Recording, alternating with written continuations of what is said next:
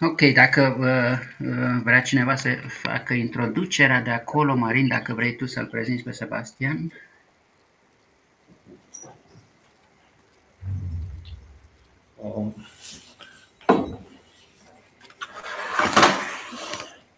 Da, bună ziua tuturor celor prezenți și în sală și online.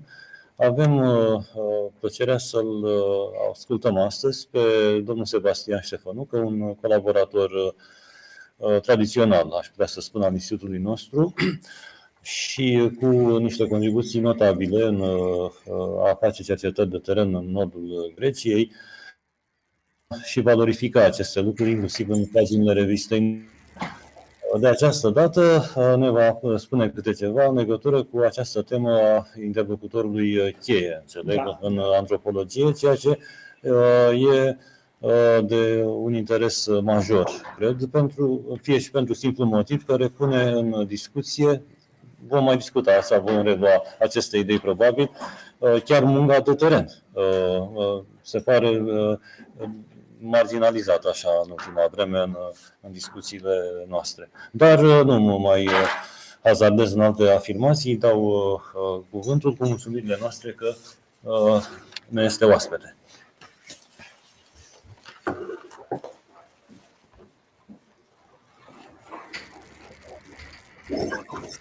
Mulțumesc și mă bucur să mă aflu din nou aici la Institutul de Antropologie Francis Rainer al Academiei Române. Mulțumesc pentru posibilitatea de a apărea din nou în fața dumneavoastră cu o temă obișnuită, să spun, în antropologia culturală și socială. Tehnica, cum vedem, interlocutorului cheie în antropologia social-culturală. Intențiile mele cu această prezentare sunt nu neapărat în direcția unei plus valori, să zicem, metodologice, apropo de tehnica interlocutorului cheie, cât miza se află mai degrabă în subtitlul acestei prezentări, ca omagiu adus interlocutorilor cheie din propria activitate de teren. Pentru că, cum vedem în primul citat, deși antropologii au intrat în relații speciale cu informatorilor cheie, ei rar au dezvăluit cine sunt acești oameni și ce fel de legături umane există. Nu, în rapoartele finale de cercetare, în rezultatele finale, nu sunt interlocutorii cheie, nu sunt atât de prezenți pe cât au fost în etapele preliminare. Cine este acest interlocutor cheie? După cum domnul Gheorghiță Geană, prezent în momentul de față, scrie undeva, un membru al comunității cercetate, care îndeplinește două condiții.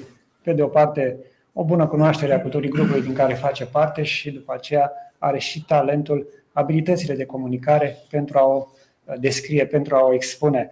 Și ceea ce, după domnul Geană, face diferența între un informator obișnuit și un informator cheie este tocmai această a doua condiție, abilitățile sale de comunicare.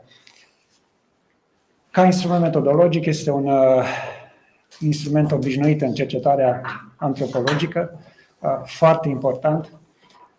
Se spunea pe la jumătatea anilor 50 ai secolului trecut, Marc Adelard Tremblay, într-un număr la revista American Anthropologist, remarca că tehnica informatorului cheie este adesea numită tehnica antropologică, cu care în contextul respectiv Tremblay nu era chiar de acord. Eu, pe măsură ce am lucrat la această prezentare și poate voi fi convingător să susțin că, într-adevăr, această afirmație are o doză ridicată de adevăr. Ca importanța informatorului cheie, atât pentru prezentul etnografic aici și acum, dar mai ales pentru acele aspecte pe care observarea participativă nu le poate surprinde, da? fie că s-au desfășurat cândva, care nici măcar poate nu mai sunt de actualitate socială, culturală, fie că depășesc un ciclu cultural sau au legătură cu acea regiune a culturii pe care nu o putem accesa, să zicem, în mod obișnuit. Și asta numai după o relație, să zicem, stabilim o relație de încredere și de prietenie cu respectiva persoană. Într-un manual al lui Russell Bernard de metodologie apare această idee, această observație că toți etnografii de succes vor spune că au ajuns să se bazeze în cele din urmă pe una sau două persoane cheie în terenul lor. Și mai mult decât atât, având un informator cheie, în teren este ca și cum ai avea un aliat de cercetare. Ca ipoteză,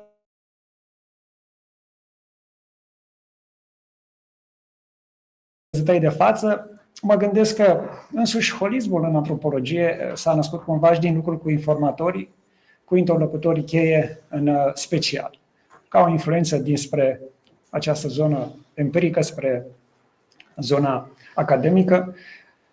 Informatorul sau interlocutorul cheie, atunci când prezintă un fapt de cultură, când prezintă un fapt social, nu îl decupează, să spunem, din toate contextele posibile care îl înconjoară, ci cumva caută să-l plaseze în fel și fel de contexte, să ofere fel și fel de detalii, numai în felul ăsta, cumva, acest fapt are ființă și are sens. Și de asta spun, posibil că din acest lucru continuu în teren, însă și una dintre mărcile principale ale întreprinderii antropologii socioculturale, holismul, cumva să fi fost un fel influențat de acest lucru în teren, cu informatorii. Acum, revenind la un punct de început, ca tipuri de participanți la cercetare, Russell Bernard, de care am amintit, vorbea de respondenți, persoane care răspund la întrebările constituite într-un chestionar, de subiecți sau persoanele care participă la experimente și de informatori. Persoane, și acolo am dat un citat, care spun ceea ce ele cred că tu ai vrea să știi despre cultura lor. În teren am întâlnit cu această situație și de multe ori informațiile pe care le primeam de la informatorii noștri despre ceea ce credeau ei că ar vrea să știm, poate nu erau cele pe care le doream, să spunem. De multe ori personal să zicem că am fost confundat cu un istoric, de pildă, și fiind mai mult interesat de istoria locului respectiv și atunci cumva eram asaltat, să zicem, de o avalanșă în legătură de acest fel, care ulterior posibil că mi-a fost de folos, adică nu erau deloc fără rost. Rămânând string la informatori și interlocutori, ca denumiri avem mai multe variante, de exemplu, consilierul cultural cheie, informatorul cheie, spre deosebire de informatorul specializat pe care îl consultăm strict despre anumite sectoare ale culturii. Apare și sintagma de informator privilegiat, informator tip și alte sintagme, toate cumva spun, să spunem, același lucru. Totuși a zice că nu avem acolo niște sinonimii perfecte. De pildă, sintagma de informator cheie aduce în prim plan mai degrabă înțelesul de sursă de informație și a zice că o puteam folosi fără să greșim, se putea folosi fără să greșim în contextul unor culturi primitive sau unor culturi rurale care încă persistă, să spunem, în ruralitatea lor, iar consilierul cultural ca persoană coparticipantă la actul științific. Vom vedea mai jos că pentru vremurile de astăzi și de cercetări în zona occidentală, să spunem în culturile moderne, poate mai corect ar fi să utilizăm această sintagmă de consilier cultural. Sintagma pe care eu am propus-o, pe care o folosesc în momentul de față, aceea de interlocutor cheie, mi se pare undeva la mijloc, în sensul că aduce în prim plan dialogul dintre cercetător și cercetat. În ceea ce privește epistemologia tehnicii interlocutorului cheie, și aici câteva aspecte, cred că putem împărți în două: o direcție etică, în cadrul căreia informatorul cheie este încurajat să devină el însuși etnograf. Aici fac o notă. Acest de câte ori apare preluat, să zicem, din literatură din spațiul american. Interlocutorul să fie cumva familiarizat cu schemele,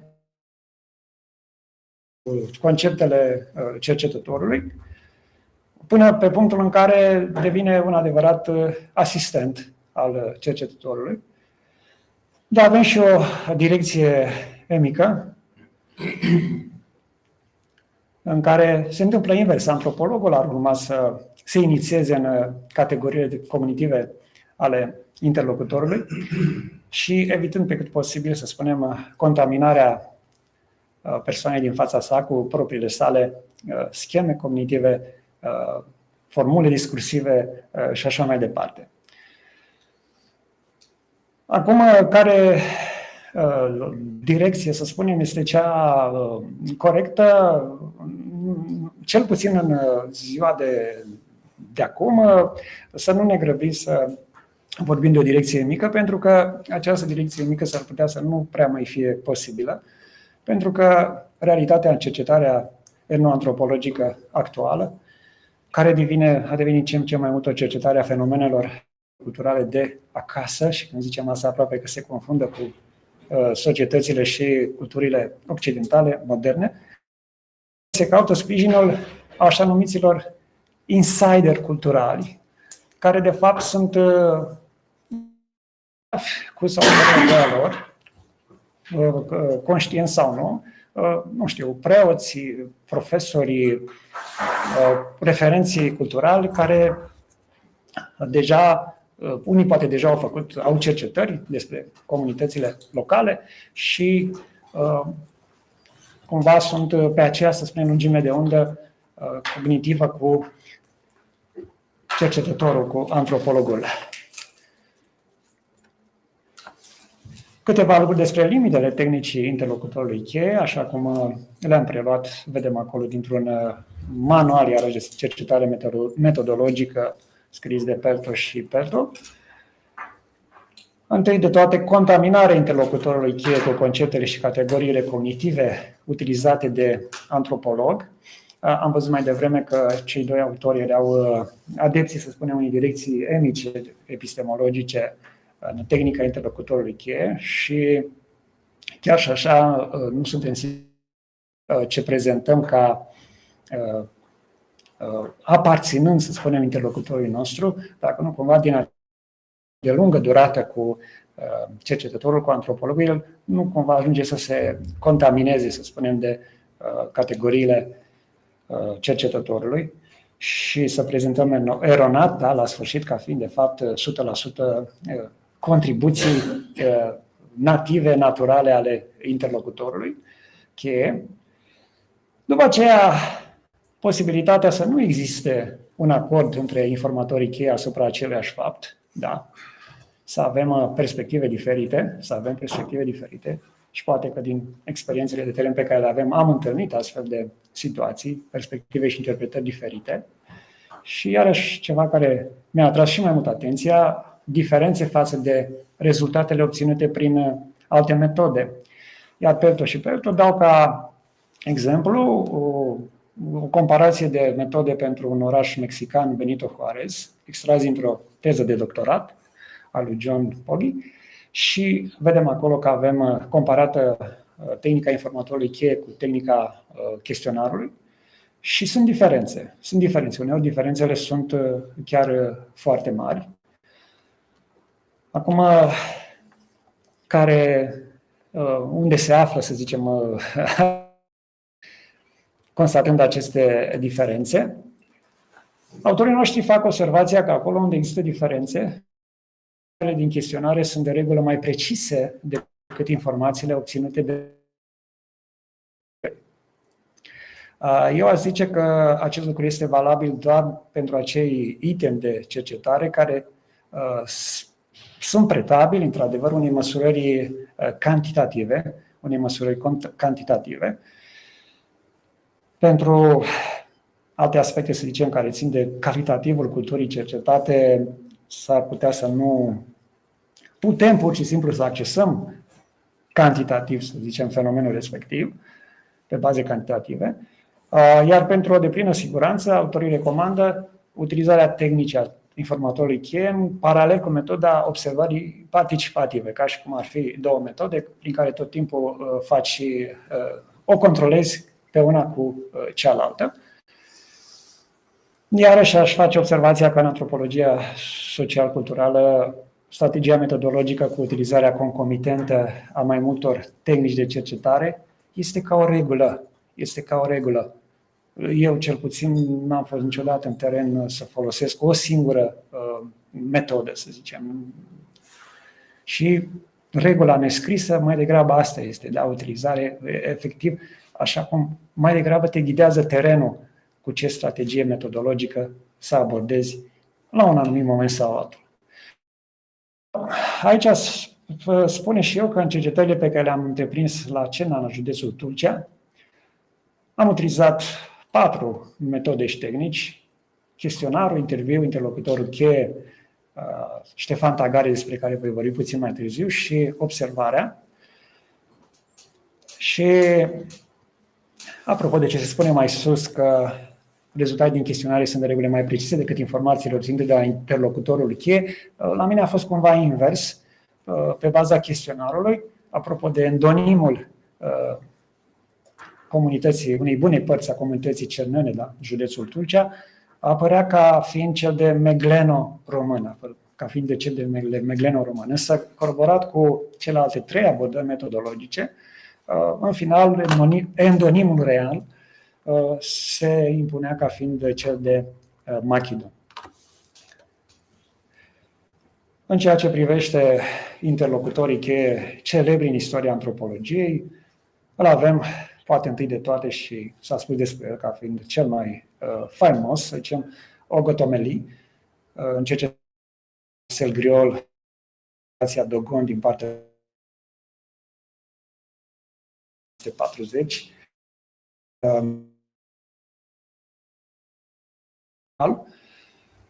când Consiliul de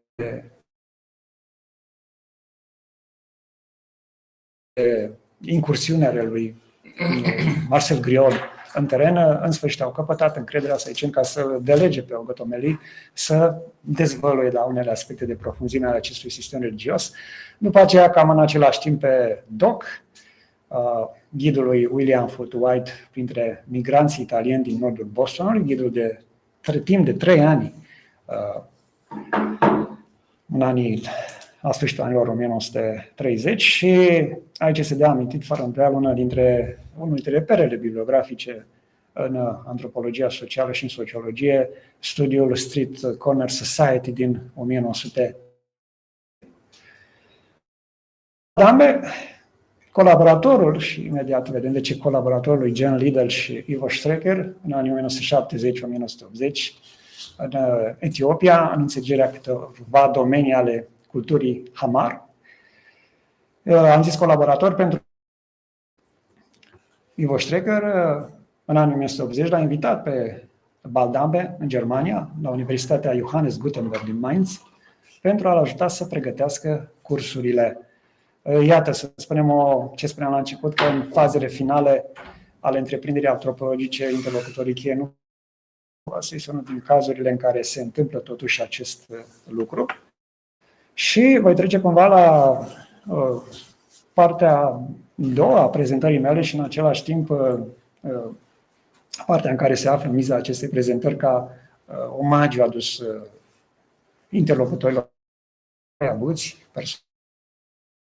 patru. Acum că sunt toți bărbați și de ce nu apare și o femeie, asta este o altă discuție. Da, de-a lungul cercetărilor, care dacă e să aibă un numitor comun, ele se cumva în cadrul tematic, n-am zis bine tematic acolo, în cadrul mai degrabă metatematic al antropologiei locului. Majoritatea acestor cercetări le-am desfășurat totuși în Grecia, în nordul Greciei, și de aceea încep cu interlocutorii avuți pe acolo. Primul dintre ei, Haralambos Volovoțis, l-am avut în cercetări desfășurate în Tihero, lângă granița cu Turcia, lângă râul Evro, și l-am cunoscut în 2016, membru al politice din evenimentul și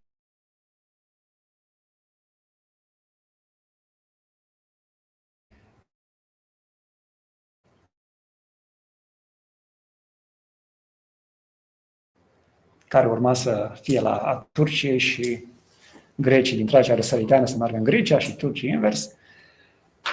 Profesional a activat la un radar de supraveghere a aviației militare.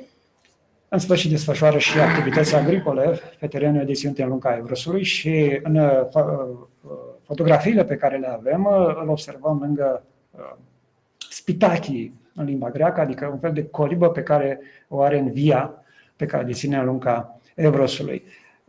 Și apropo de ce spuneam mai înainte cu Baldambe, multă vreme am avut gândul și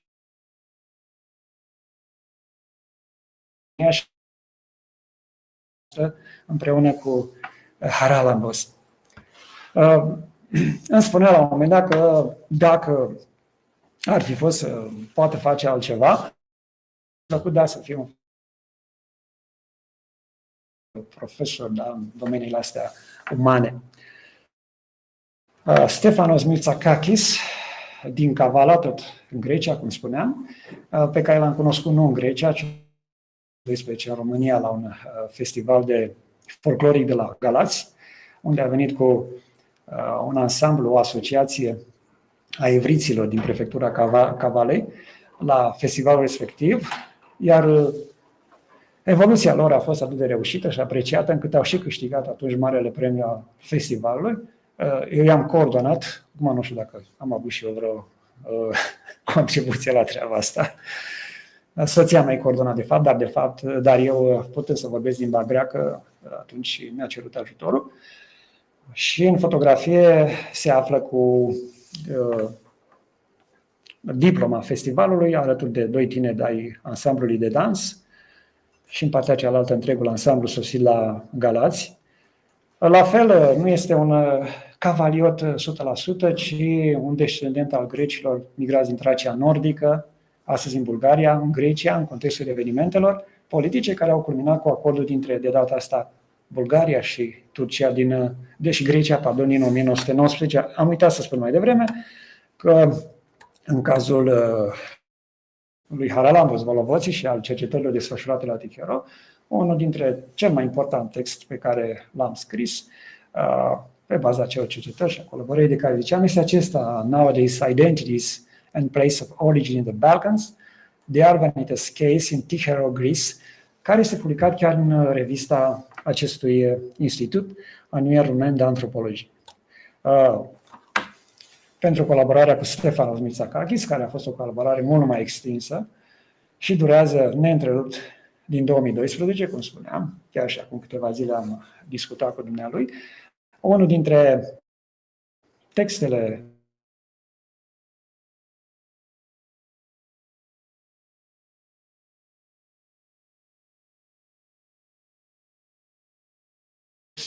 identități în Balcan și loc de origine, cazuri elene. Mai departe, trecem acum la terenurile desfășurate în România și aici îl invoc pe Ștefan Tagare din Cerna, de care vorbeam mai devreme, decedat în 2018, Dumnezeu să-l ierte, la vârsta de 87 de ani. L-am cunoscut în 2014. Acolo, în fotografie, se află cu un arumon din Agriniu, iarăși venise la festival la Galați, ca șofer de autocar și dorea să cunoască români din România și am să mergem undeva și am nimerit aici la Cerna, dar acolo unde avem meglenul români, nu a români. Ștefan Tagare era descendent al unor migranți din Grecia, din satul Arhan, prefectura Pela, la granița cu Meglenului, iar profesional a fost șofer de tractor, iar unul din textele care au rezultat această colaborare este Macedonii din Cena, Etnomorfoză și loc de origine, publicat în anuarul Societății Prahovene de Antropologie Generală, numărul al 7-lea. Ultimul dintre interlocutorii de care vorbeam este Constantin Șufana, decedat anul trecut, Dumnezeu să-l ierte și pe el, tot așa, la vârsta de 87 de ani. L-am cunoscut în iulie 2008, în contextul unor cercetări pe care le făceam pentru teza de doctorat. S-a născut într-o familie de oieri transhumanți și la rândul lui a practicat timp de 40 de ani oieritul transhumant. Avea pentru tot ceea ce se întâmplă în lume o inteligență de pe măsură, abilități foarte bune de comunicare și de asta l-am descoperit doar ca fiind un excelent informator specializat în ceea ce privește cultura oieritului, ci și un interlocutor cheie pentru un cadru social și cultural mai larg. Cu el aș putea să spun că am colaborat cel mai puțin, însă colaborarea a fost și cea mai interesantă, să spun așa. Textul pe care îl vedem acolo, Nativul și cercetătorul, problema coparticipării științifice, o perspectivă locală asupra schimbării etnosociale la Poiana Sibiului, publicat în Studii și Comunicări de Enologie la Sibiu. L-am consemnat cu Constantin Șufana. Singurul text pe care l-am consemnat vreodată cu vreunul dintre interlocutori, să spun așa. Și ce am făcut în acel text? Modelul emic pe care Constantin Șufana mi-l expunea în legătură cu schimbarea etnosocială la Poiana Sibiului, la rândul meu l-a transformat în fel de două texte în paralel. Care este esența acestui model? O evoluție, dar cu sensul încărcat valoric al acestui termen, adică spre mai bine sau spre mai rău, civilizațională, pe palierul civilizațional, dar cu o evoluție culturală pe palierul spiritual și moral, iar aici termenii de civilizație și cultură sunt luați în sensul în care apare, de exemplu, printre alții la Simeon Mehedinți, da? Civilizația ca aspectele materiale ale unei culturi, iar cultura, să spunem, ca aspectele ei spirituale. Interesant este că câțiva ani mai târziu, în 2016, Felicia Darling, care de fapt este o didactician în matematică, dar realizează studii interculturale în acest domeniu, vorbește atât de necesitatea unei coprezențe a cercetătorului outsider și a insiderului cultural la manifestări formale și informale. Aici, când vorbim de insider, am spus mai devreme, nu e cazul lui Constantin Șufana de mai devreme, care era un informator în sensul clasic al cuvântului, nativ, natural, să spun, și insiderul este acela care deja are o educație, are o formare și care aproape vrând nevrând este el însuși etnograf. Așa, la manifestări informale și formale despre rezultatele unui studiu, dar și de o copublicare a acestora în revistele academice. Lucru care, spun, iarăși se întâmplă totuși mai rar și, bineînțeles, aici se nasc fel și fel de discuții, dar de în ce măsură putem face această întâlnire, dar dacă din punct de vedere epistemologic este posibilă și așa mai departe. Ca o concluzie, aș fi de părere că tehnica interlocutorului cheie este totuși o tehnică antropologică. Întâi de toate, terenul antropologic capătă ființă prin intermediul interlocutorilor cheie. Am subliniat ființa acolo, adică el devine ceva real, ceva substanțial, ceva care nu se mai află departe, rece, da, obiectiv, străin față de cercetător și cercetătorul față de teren. Interlocutorul cheie, din punctul ăsta de vedere, poate să reprezinte și un mijloc excelent de acces în teren. Da, când problema accesului este una de care este o problemă, o provocare, dacă nu cumva cea mai mare pe care o întâlnește antropologul când merge în teren, iar interlocutorul cheie poate fi, să zicem, poarta prin care terenul se deschide întru totul cercetătorului, mai ales, și cred că semnul este în momentul în care interlocutorul nostru vine el spre noi. Da? Adică nu așteaptă să mergem spre el, ci vine el spre noi cu tot felul de informații și sugestii, descoperiri și mai departe. Mi-aduc aminte și eu că într-unul dintre terenurile făcute, un teren excursie făcut în Turcia cu grecii pontici care mergeau spre locurile originilor, cineva, o doamnă, mă întreba, după ce a aflat cine sunt, ce vreau, ce fac pe acolo, mă tot întreba dacă eu cele pe care le văd și le aud acolo le scriu undeva, adică să nu care cumva să uit ceva, da? Să nu fac treaba cum trebuie. După aceea, un alt motiv ar fi acesta, legătura dintre antropolog și interlocutorul cheie tinde să devină permanentă, iar continuitatea ei conferă continuitate, permanență terenului. Se vorbește în literatura de specialitate și de o relație formală cumva între antropolog și informatorul cheie, în sensul că informatorul cheie oferă un serviciu, iar antropologul îl plătește. Mi-e greu să cred, în România nu știu astfel de cazuri, nu cunosc astfel de cazuri, dar mi-e greu să cred că chiar și în acest caz nu se stabilește o legătură mai profundă între cele două personaje, care să continue ca o legătură de prietenie, cum să o numesc,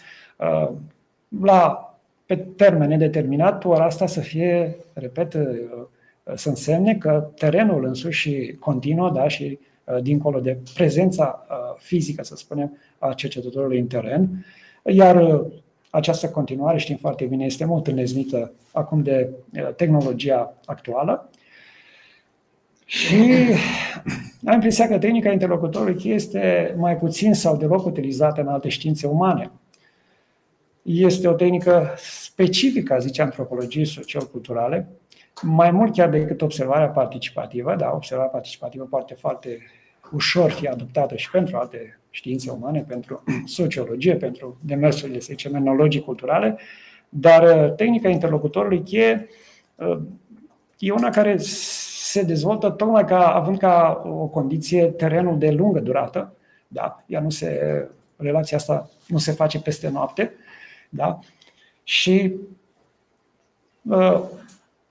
devine atunci o tehnică, da, zice eu, specifică antropologiei social-culturale, chiar mai mult decât observarea participativă, ceea ce înseamnă că observația pe care o făcea Tremblay la început, în anii 50, că tehnica informatorului cheie a fost adesea numită tehnica antropologică, eu zic că are o mare doză de adevăr. Cam asta a fost prezentarea mea. Bibliografia, o parte din bibliografia de care m-am folosit și, în sfârșit, mulțumiri pentru atenție. Mulțumim și noi și dau cuvântul în sală întâi. Dacă sunt online, puteți să vă anunțați. Nu știu cum se aude, da? Dar ca să-i vedem pe cei din sală, se poate întoarce eventual spre ei laptopul, dacă pun, ca să nu se deplaseze, dar se aud foarte bine, chiar se aud foarte multe zgomote, adică, într-adevăr, nu...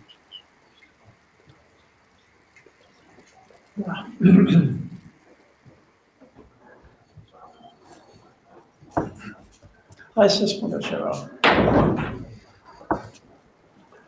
E o temă foarte interesantă, foarte importantă. De fapt, e o problemă clasică sau o problemă consacrată în antropologia clasică. Eu remarc că înlocuirea conceptului de informator cu acea de interlocuție o substituire foarte adecvată și confuzia pe care o conține termenul de informator în limba română. Dar în engleză nu este. Englezii fac distinție între informant și informer. Informatorul cheie este informant. Informerul este ăla care, da, care toarnă la poliție, că au și ei. Deci, găsesc foarte nimerită această găseliță, să zic așa, o consider foarte nimerită. Și nu e singurul caz de problemă pe care o ridică utilizarea unor termeni clasici în antropologie, așa cum sunt ei folosiți în limba engleză. De exemplu, problema asemănătoare, dar nu cu aceeași gravitate morală, este distinția etic. Acest etic, în românește, intră într-o proastă rezonanță produce o confuzie cu termenul din domeniul morale. Da. În engleză cu asta nu se întâmplă, pentru că de fapt aceste etici sunt câte sinonice de la ethics, da? Și termenul de etic în sensul moral în engleză și e că și se resimte puțin și la pronunție. La noi trebuie să faci specificație când vorbești despre etic, să-ți faci specificație că nu e vorba de termenul moral. Da. Pentru un public care nu e familiarizat cu asta, întotdeauna trebuie. Da. Dar aici s-a găsit formula foarte nimerită cu interlocutor cheie. Da. Acum, dacă e tehnică sau e metodă, eu știu, dumneavoastră spuneți că sfârșiți la concluzie, a spus că este tehnică mai importantă chiar decât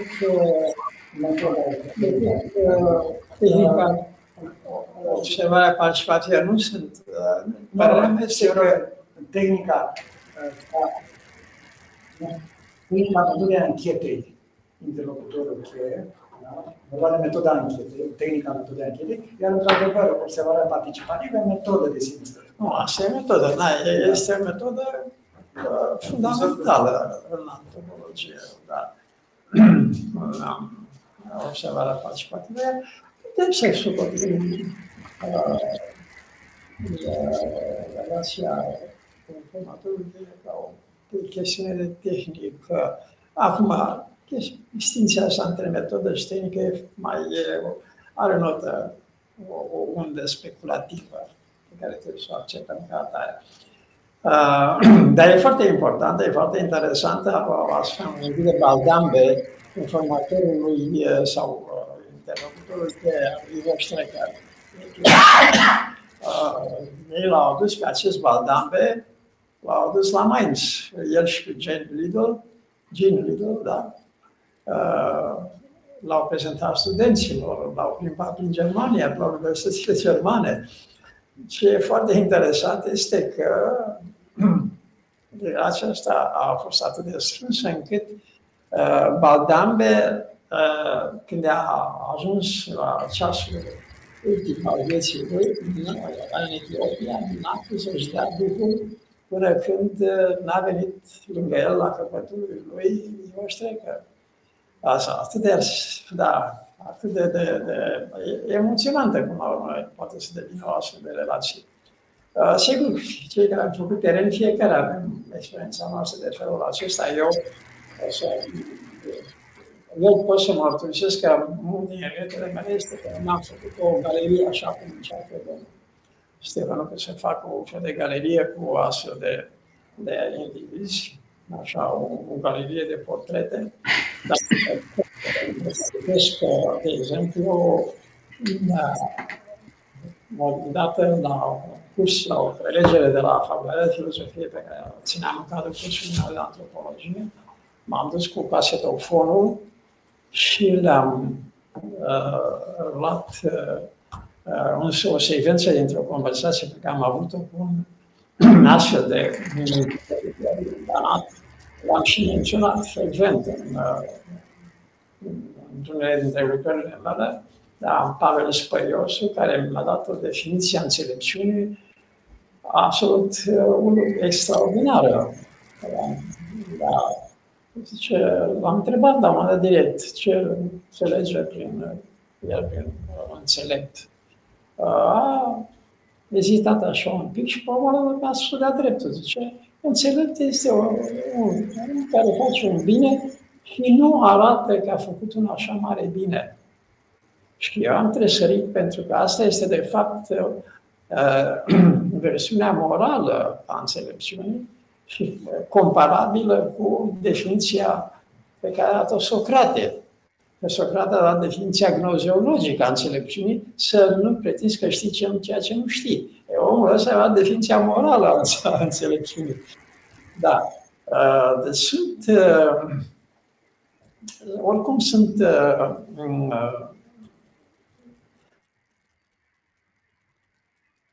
dacă vreți, întâlnirea cu astfel de oameni. Da, sunt multe lucruri de spus, vezi, este până la urmă ei fac parte din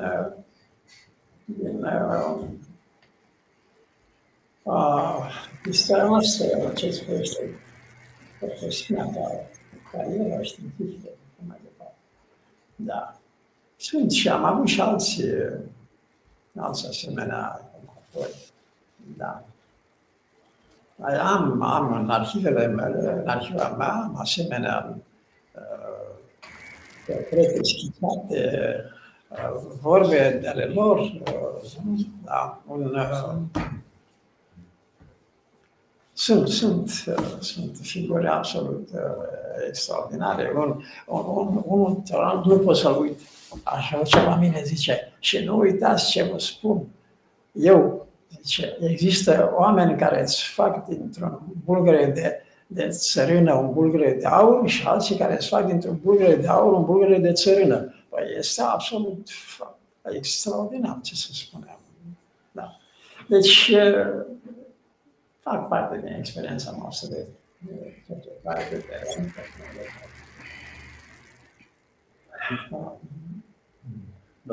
Ștefan, da, comentariile mele sunt mai degrabă dacă să vrei să publici lucrarea. Cred că lucrurile sunt mult mai complicate decât ce ai prezentat. Ești cumva în direcția bună, dar sunt mult mai complicate. Ziceți mai complexe, nu chiar complicate. Mai complexe, din bună remarca. Vezi că George Marcus a început de prin, cred că 2000, dacă nu începutul anilor 2000, are Collaborative Anthropology se numește și vorbește cumva exact despre chestiile astea. Și sugestia mea, de ce? Bibliografia pe care ai arătat-o acolo, da, sigur că e bibliografia clasică, dar noi suntem totuși în anul de grație 2025. Din anii 80 până acum, noi discutăm despre societăți total diferite. Da? Deci ce trăiau oamenii ăia în 80 ca antropologi și ca indivizi și ce trăim noi de un an, 2, 3, lucrurile sunt total schimbate. Da? Spre exemplu, una din întrebarea care îmi venise imediat în minte când tu ai dat o definiție plecând de la domnul profesor Geană, este bun, dar dacă definiția e că cineva care e bun povestitor și care are o cunoaștere cumva totală a culturii respective, ce te faci cu multi-sited ethnography, ce te faci cu etnografia făcută cum a făcut cum îl cheamă, Michael Goldenberg la Banca Mondială. Adică ai direcții de cercetare în antropologia economică, de exemplu, ai direcții de cercetare în STS, Science Technology Society Studies. Ai multe direcții în care pur și simplu chestiile astea nu, cum să spun, sunt puse sub semnul întrebării. Da? Adică o antropologie clasică, sigur că da. Ce te faci cu ăsta? Ce te faci cu antropologia birocrației făcută în niște birouri de birocrați? Da, se vorbește de meta-etnografie, multispecies etnografie, trebuie să continui. Da? Deci lucrurile se complică în momentul în care spui, ok, bun, antropologia nu mai e antropologia aia clasică în care nu are un mai studiu Martius, în care vorbește de multi-sited ethnography și în care are aproape 20 de ani deja, nu mai și în care arată că, dom'le, în lumea asta noastră globală, în care sunt fluxurile de populații care se mișcă, mai poți să mai faci etnografia pe care o făceau în anii 80, care te ducea interesat, te ducea acolo, publicat. Nu e. Acum trebuie să te miști cu interlocutorii tăi care sunt ei, știi, pe migrații, deci, pe de o parte, întrebarea mea nu trebuie neapărat să răspunzi, bun, noile antropologii care nu mai sunt nici măcar chiar așa de noi, știi, ce facem cu ele și cu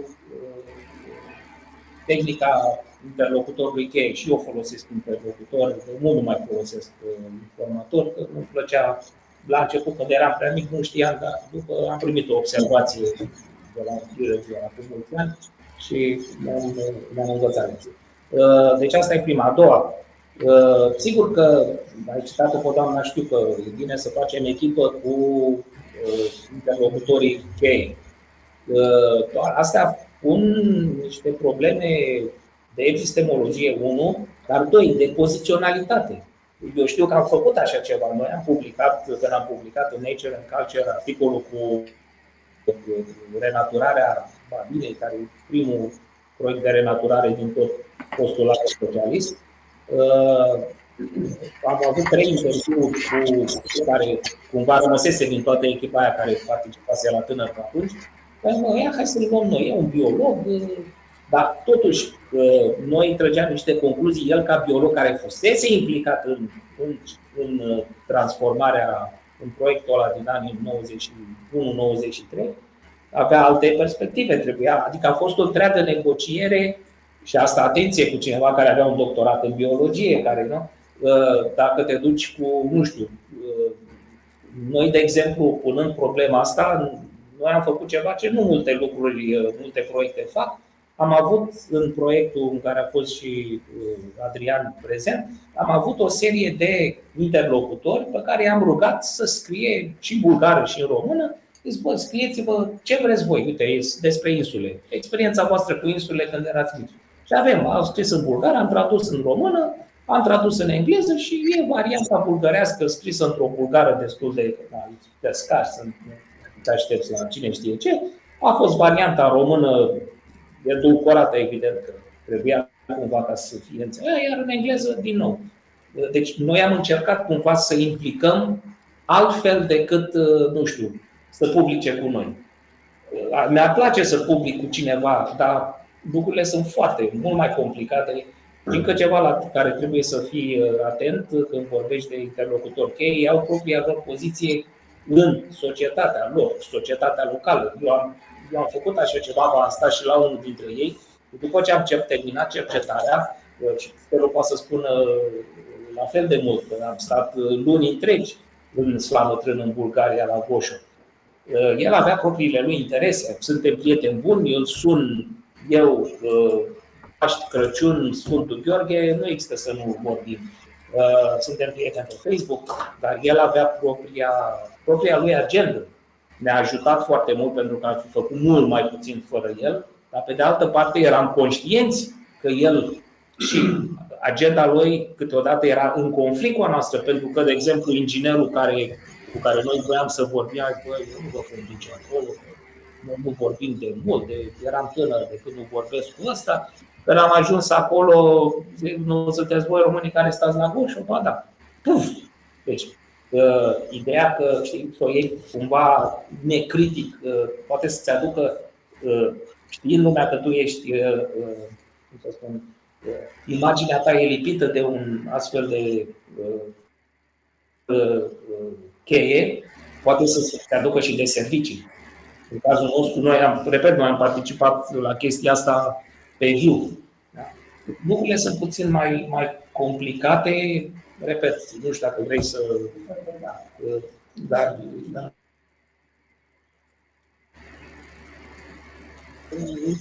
Nu am găsit, doamna profesor, că vreau să răspund la da, hai cum să spun, dacă vreau să, foarte puțin vreau să comentez ce așa spun. Am două întrebări, dar înainte de asta, de fapt, precizarea care despre miza acestei prezentări, care se afla în subtitlul prezentării, aproape că am considerat un fel de datorie morală ca acești oameni să fie văzuți, să fie prezentați în acest stadiu. Și, pe de altă parte, am încercat o abordare mai degrabă studențească, să o numesc așa, la modul general, la fiecare slide, la fiecare capitol, fără câteva linii. Discuția, fără îndoială, cum spune, Ștefan, este mult mai nuanțată și fiecare punct din ăsta pe care l-ai atins în sine se poate dezvolta sub formă unei prezentări, sub formă unei conferințe. Ceea ce vreau să spun apropo de întrebările pe care le-ai pus este că situația nu este mai complicată și nu vedem începările antropologiei ca știință, ea se schimbă și se diversifică, să spun. Și așa destul de antropologie a instalat odată acum și în teren cu o temă, cu un subiect, terenul însuși îi ghida spre altă temă, spre alt subiect mai interesant, care începe la atunci aici. E regula aceeași, cumva terenul este cel mai bine învățător din punct de vedere metodologic. Atunci nu pentru unele teme, pentru unele contexte, apare, să zicem, informatorii cheie, iar pentru altele, nu. Da? Important este să simțim proiectarea, să zicem, liceu, ca să fie dinainte ca și metodă. Da? Dar nu de mai degrabă simți atunci la casa lucrurilor din teren, care e cea mai bună abordare de teren, astfel să ajungi la cele mai bune rezultate posibile. Și poate să fie, să apară interlocutorul cheie, ca metodă, sau nu. Asta este răspunsul. Dar eu vreau să fac referire un pic la ceea ce spunea colegul meu și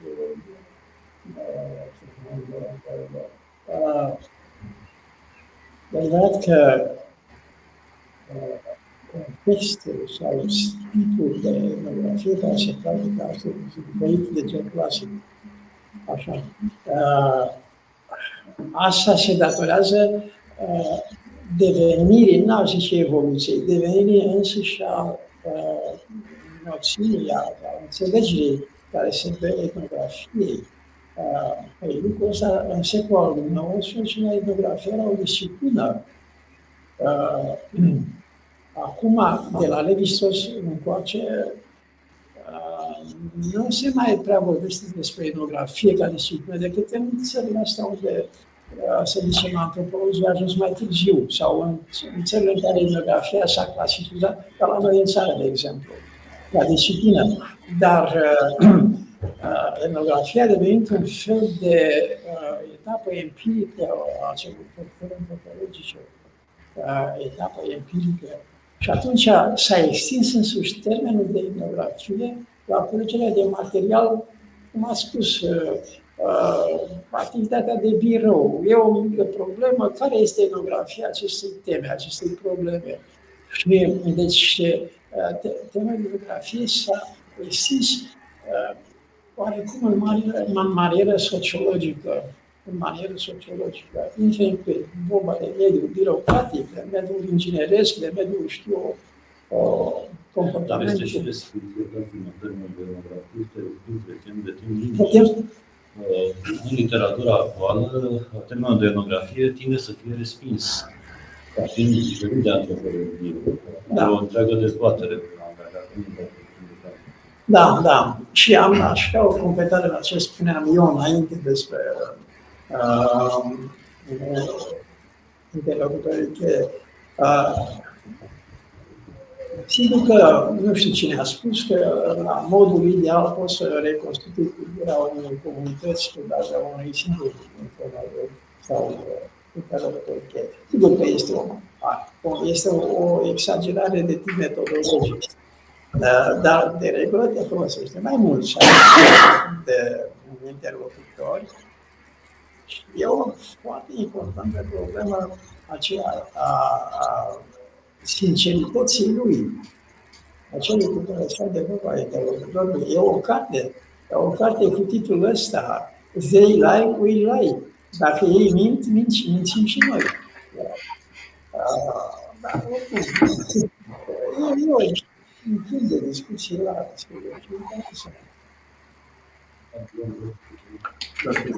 mersi mult pentru prezentare. Mai fi încă un nume pe care ne ducem la interlocutor ca un vector către o înțelegere, ca un informator privilegiat, să zicem. Folosind terminologia de trecut. Pe de altă parte,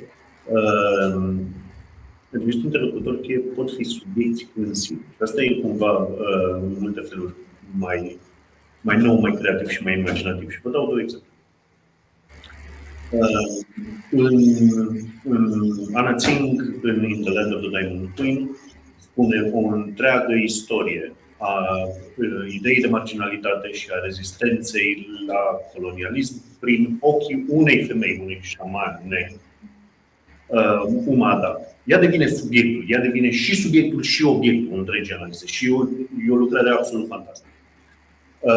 Michael Lembeck, de exemplu, într-un articol mai recent din How, încearcă să captureze printr-o singură istorie de viață o experiență și o înțelegere specifică a ideii de fericire. Lucru care e de altfel foarte greu de capturat cultural. Și în La Bonheur Suisse again, spune articol, Michael Lembeck spune povestea unui singur individ, unui fiu, cărui viață pare să fie descrisă de toată lumea ca fiind una reușită, una fericită. Și atunci e interesant să ne gândim la acești oameni cheie, nu doar ca la surse, nu doar ca la unelte, ci ca la subiect de analiză în sine. Care, așa cum ne arată asta două exemple, sau cazul tovarășului Monganifică de la Depo, ei pot să fie arhive cumva personale, experiențiale a unor procese istorice și economice mult. Dar dintr-o categorie asta a narațiunilor vieții, ceva mai diferit. Adică nu începem să putem extrapola o life narrative de tipul ăsta la o comunitate. Dar nu extrapolezi. Asta spune că nu extrapolezi. Adică dacă extrapolezi, îl folosești ca un alt moment. Nu, până la urmă poți, adică o perspectivă, au făcut istoricii, nu gândește-te la, cum îl cheamă, Carlo Ginzburg. Are o întreagă carte pe un morar, cred, din secolul al XVI-lea. Brâza și Viernă. Prin intermediul ochilor, prin intermediul acestui individ, vede o întreagă societate. Da? Poate și asta. Sigur, încă o dată, e prin intermediul, dar asta este asumat. Da, eu din ce am înțeles de la Adrian, e diferit. Adică poate să fie individul ca atare, poate să fie subiect de cercetare. Știi?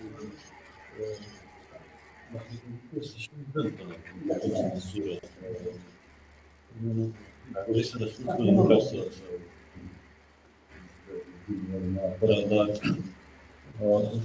două sau trei vorbe am de spus. În primul rând, susțin la această tehnologie care eu mi se pare normal să o relativizare, pentru că dincolo de calitatea dialogică.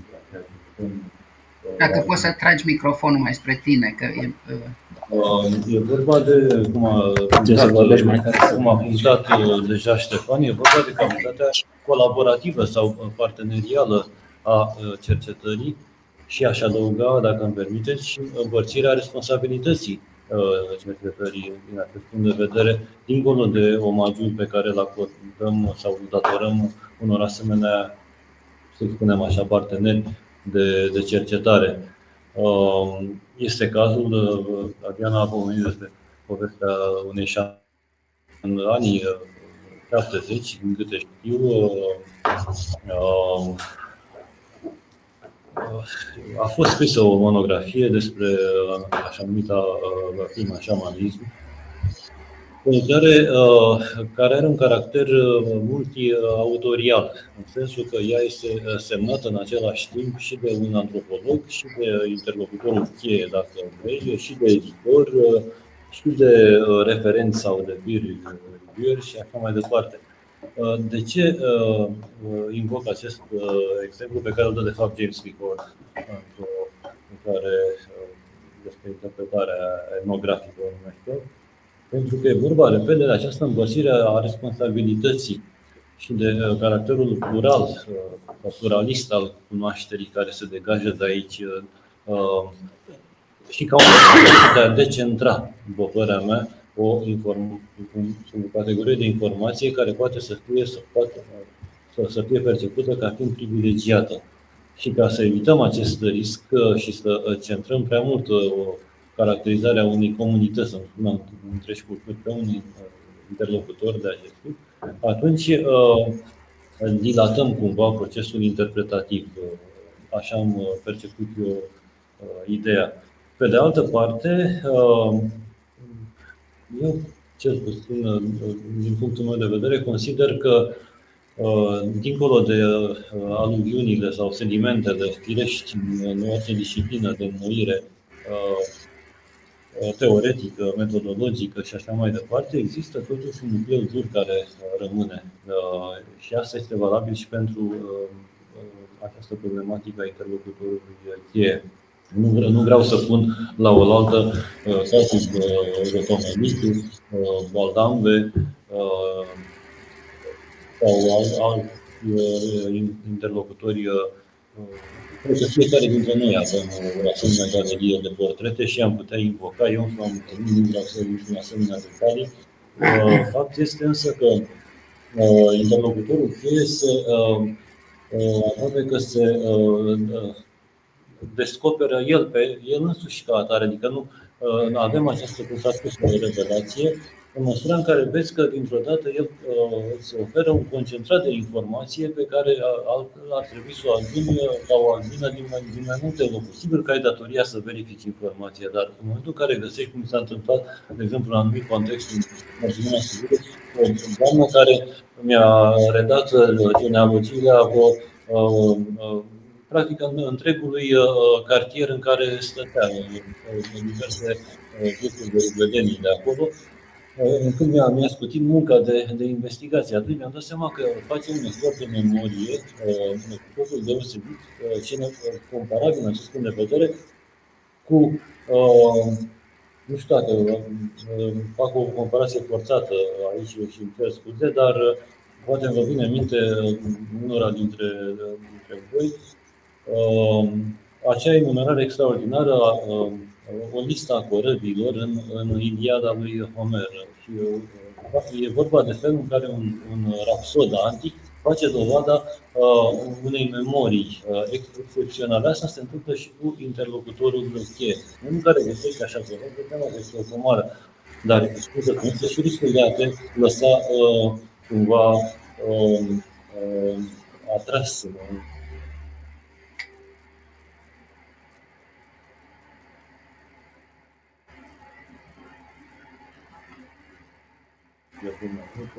E bine că ai adus acest lucru în discuție, cum am spus la bun început, fie și pentru că ne pune tuturor în atenție această necesitatea documentării de teren și a nevoii noastre directe de a ne informa dincolo de ce putem găsi în acolo.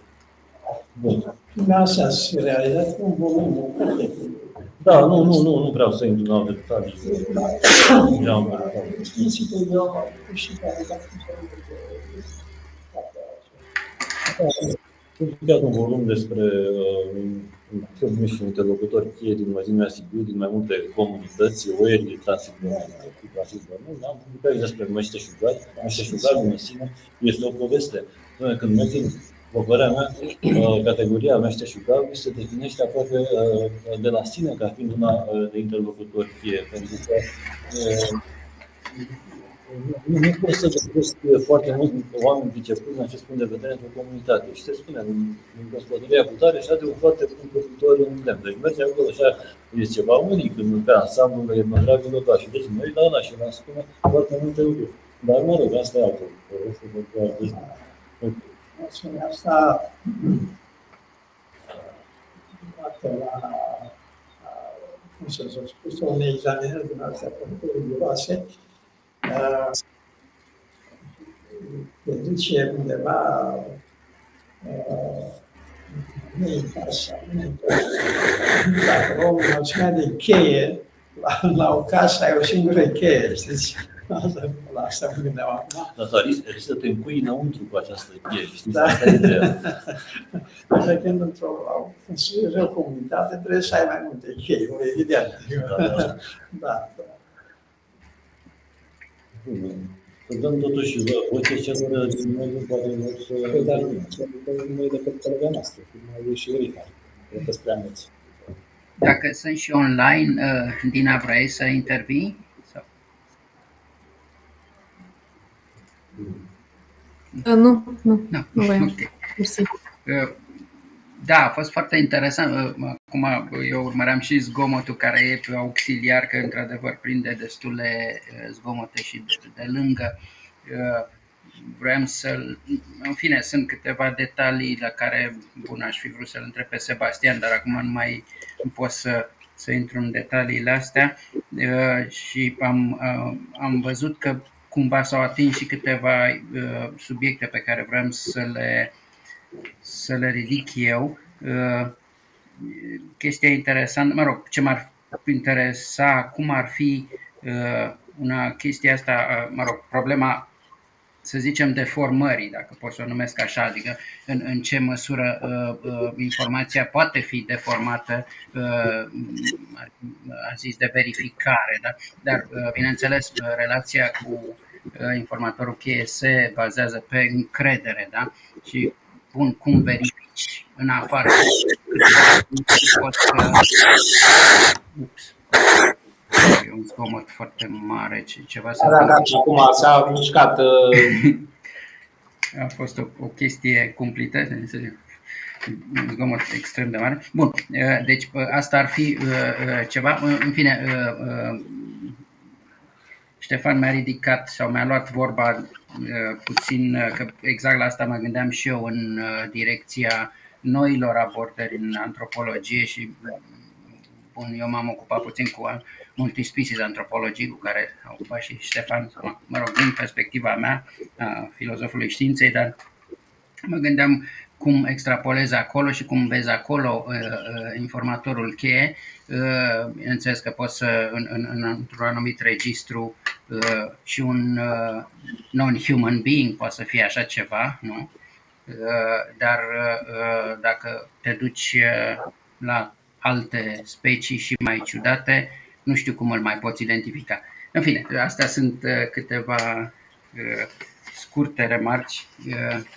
Altfel aș intra în detaliu, mă rog, a ceea ce ai afirmat și până la urmă și în concluzie afirmația ta că e totuși o tehnică antropologică. Ce ai vrut să spui cu chestia asta? Adică față de ce ar fi o tehnică antropologică? Ea nu poate apărea, să zicem, în contextul altor discipline, de exemplu în sociologie, în care mergi, faci niște chestionare sau, mă rog, pe interviu și ai plecat de acolo.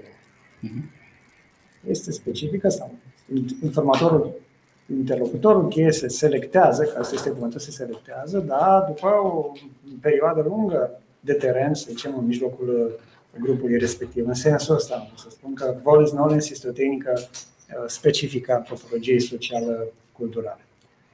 Ce spuneam mai devreme, apropo de cât de mult te poți baza pe această tehnică, am zis că experiența fiecăruia de teren ne demonstrează ca fiind așa ca o regulă nescrisă, că nu ne bazăm doar pe o singură tehnică sau metodă. Da? Și atunci, prin coroborare, prin interverificare, sperăm că ajungem la un rezultat veritabil. Iar în ceea ce privește funcționările antropologiei, recunosc că nu prea mă pricep și nu știu cum să răspund la momentul de față. Da, apropo de, deci, până la urmă, un informator cheie este unul pe care tu, hai să zicem, dacă ar fi să să rated modul, confidența pe care tu o ai va fi o sursă privilegiată. Deci ea va suprascrie celelalte, da? Și atunci are o greutate mai mare, o pondere mai mare în formarea convingerilor tale, ideilor tale.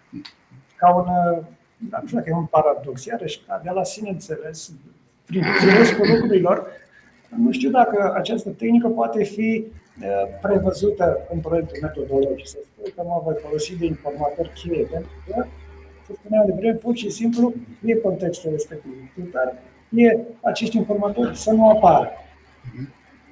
E destul de sensibil, să zicem, destul de sensibilă tema, din multe puncte de vedere. Stai că n-am înțeles. Deci, ultima ta afirmație, că să nu apară, ce anume? Interlocutorul cheie, posibil să nu apară. Nu, eu mă referam la deformarea, la modul în care, deci tu poți să fii prins în povestea lui mai tare decât mijloacele tale, până și verificarea pe care o faci să fie cumva influențată de ceea ce el Există acest risc, dar ce să spun, de experiența ta ca cercetător matur, să spună, ușor ar trebui să-și spună cuvântul. Iar partea asta cu multispecies, bineînțeles, era și pentru Ștefan, cumva, cum ar identifica el un astfel de interlocutor cheie într-un demers de antropologie multispecies sau într-o etnografie de genul ăsta. Dacă oamenii sau omul de știință este așa ceva, atunci mai faci sau mai vrei tu să faci etnografie direct de tip non-species, pe non-human species?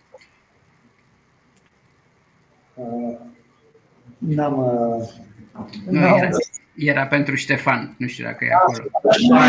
Nu e aici, a ieșit. A ieșit. Acum a simțit el că... Ok.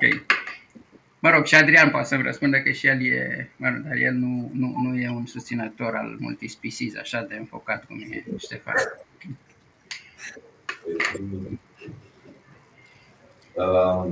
Vreau să spun că, într-adevăr, cum a zis și Ștefan, tendința actuală nu mai este de focalizarea studiilor antropologice pe niște comunități oare și că, într-adevăr,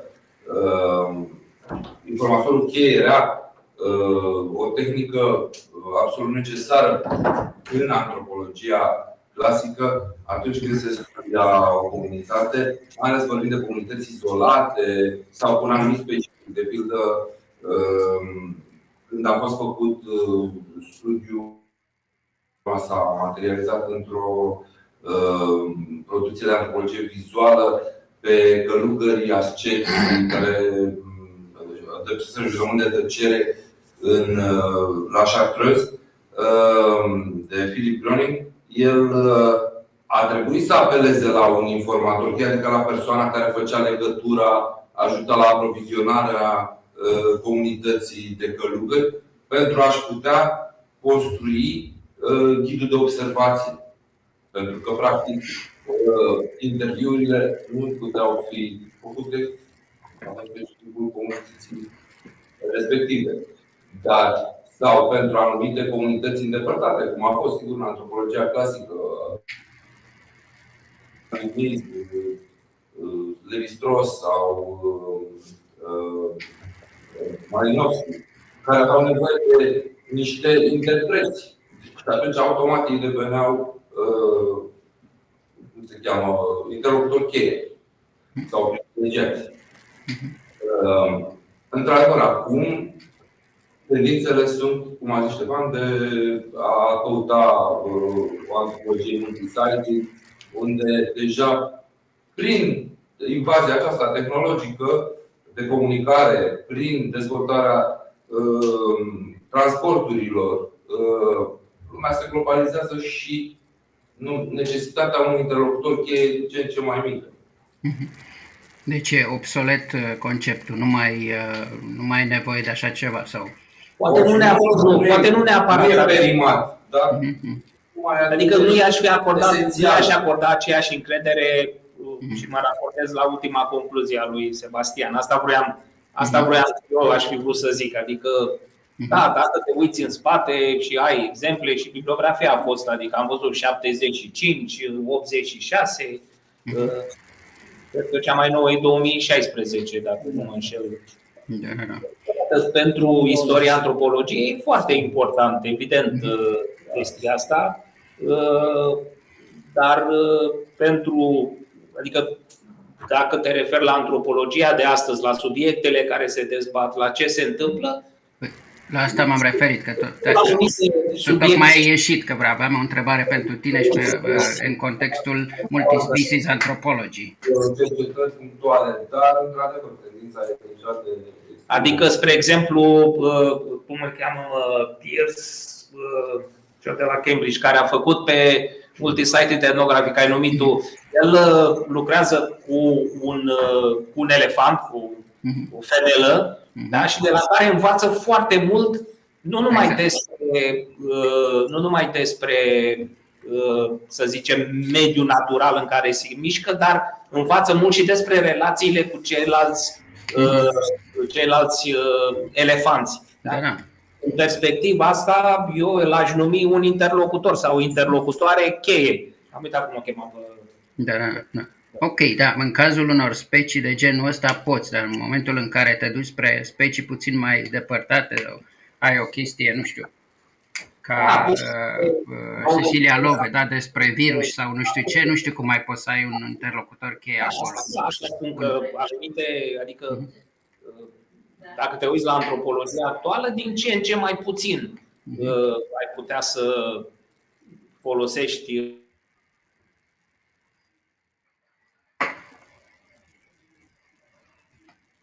site de faptul că la ce renunți când faci multi-site de etnografie? Renunți la o adâncime, da, ca să ai, pentru că trebuie să te miști cu subiectul. Apropo de asta, că am scris în Nature and Culture, unele subiecte nici nu pot fi făcute altfel. Degeaba mă duceam eu în Chiria, puteam să stau, puteam să mă las să crezi să mor acolo, că mai mult decât ne-au spus în câteva săptămâni, n-aveau ce să ne spună, da, oamenii.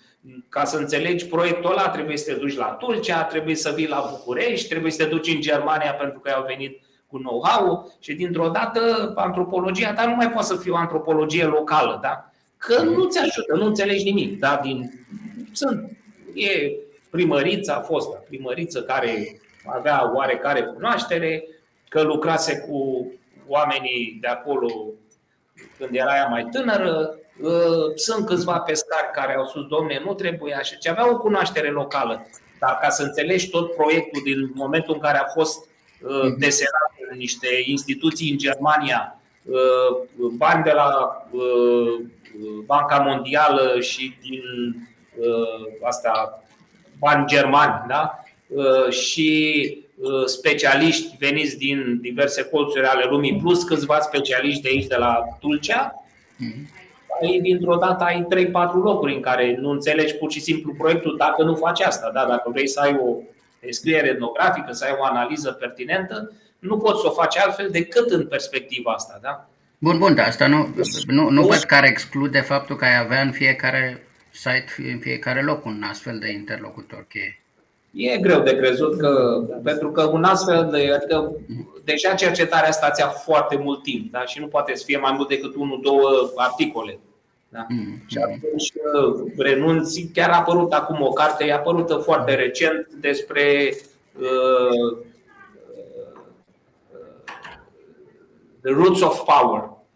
Se numește Michael Sheridan. E un tip care face cercetări în 3 continente și 5 locuri. Și se uită la modul în care diferitele proprietăți sunt delimitate de 2 plante, de fapt. Aceleași plante, dar care au înțeles și au un loc în încărcătura simbolică locală din țesutul socio-economico-politic foarte diferit, că una e în oceane, alta e în Africa, deci Caraibe. Și ideea este că astfel de tipul ăsta de cercetare, care e clar asumat de la început multi-sited, nu mai poți să ai așa ceva, da? Cel mult, el nu face asta. Știu bine că am o licență pentru antropologi, pentru social antropologii pe cartea asta. Cel mult, eventual, poți să zici că astfel de interlocutor cheie este planta respectivă sau plantele câți două și bun, aici ar fi o forțare, zic eu. Adică de asta ca în mediul antropologic actual global, probabil că mai sunt locuri în care poți să-l folosești, dar din ce în ce mai puțin ai. E interesant că ai zis că e o forțare acolo. E interesant că ai zis că e o forțare acolo. Tocmai recitesc capitolul lui Hartigan, cum să iei interviu unei plante, știi? În fine, nu știu dacă știi cartea lui despre plante. Are mai zi o dată, că n-am auzit. Zic, e ultimul capitol din cartea lui Hartigan, cum să iei interviu unei plante, știi? Da. Tocmai o recitesc. În fine, ok. Dacă mai sunt din sală sau din online. Vreau să mai spun un lucru, dacă nu mai spune nimeni, o întrebare, o curiozitate. Aminteați în prezentare despre demersul acesta relativ nou al studiului antropologic de a studia ce e acasă, ce e aproape în momentul actual. Dar există o zonă de care nu mai putem face abstracție în ziua de astăzi, și anume tot ceea ce se întâmplă pe platformele acestea digitale. Zona aceasta în care, dacă ne gândim, fiecare dintre noi petrecem deja ore în 24 de ore, poate o mare parte din timp pe platformele acestea sociale, unde se negociază identități, apare dualitatea asta online, offline și așa mai departe. Și atunci eram curios să aflu perspectiva dumneavoastră privind acest împrumut al tehnicii etnografiei, așa cum o înțelegem noi în sensul generic, în etnografia aceasta, chiar așa se numește, etnografia digitală. Cât de mult putem împrumuta din etnografia clasică și care ar fi particularitățile respective? Sau o altă întrebare, în ce măsură am putea vorbi despre un astfel de informator privilegiat în mediul digital? Nu putem în antropologie, asta spun cu asta mă bucur. Nu putem vorbi în antropologie digitală. În primul rând că nu e util. De exemplu, cercetările pe care am făcut eu pe comunitățile care s-au format, de exemplu, în jurul tragediei la colectiv, Poliția Ucide sau #Resist. Nu a fost nevoie să iau legătura cu, cum îl cheamă, Marian Oprea, care a organizat comunitatea, adică cel care gestionează sau administrează. Nu accesul și după care poți să și. Iar atunci când iei legătura direct cu indivizi, să faci un fel de interviu separat, îți prezinți mult mai clar cu intențiile și așa mai departe.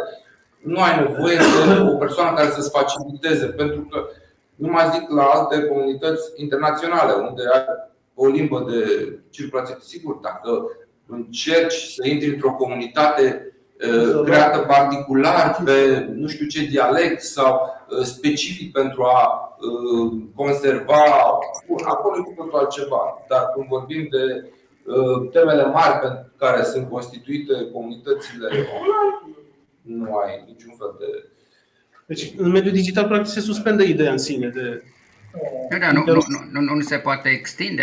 Trebuie să fie neapărat un personaj individual, nu poate să fie și unul colectiv. Deci, uite. Nu, dar o să zici informator colectiv privilegiat. Da. Poți să spui așa, poți să faci extensia asta, să zici, uite, chiar grupul ăsta chiar îmi dă, am încredere în el, îmi dă o informație, chiar mi-a shape viziunea mea despre ce se întâmplă. Apropo de discuția cu sociologia, în sociologie, într-adevăr, nu există informator privilegiat, pentru că, în general, sociologia se ocupă de comunități și mai degrabă de fenomene. Privește mult mai larg. Există o tehnică, se cheamă interlocutor expert, care se folosește când vorbim de, nu știu, violență domestică, corupție, care sunt efectiv cu alte ca instrumente.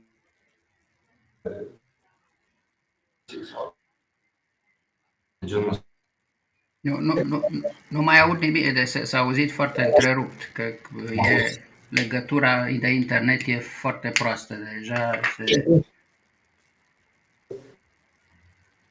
Mă mai auziți? Că eu nu vă mai aud. De grupul pe care vorbim.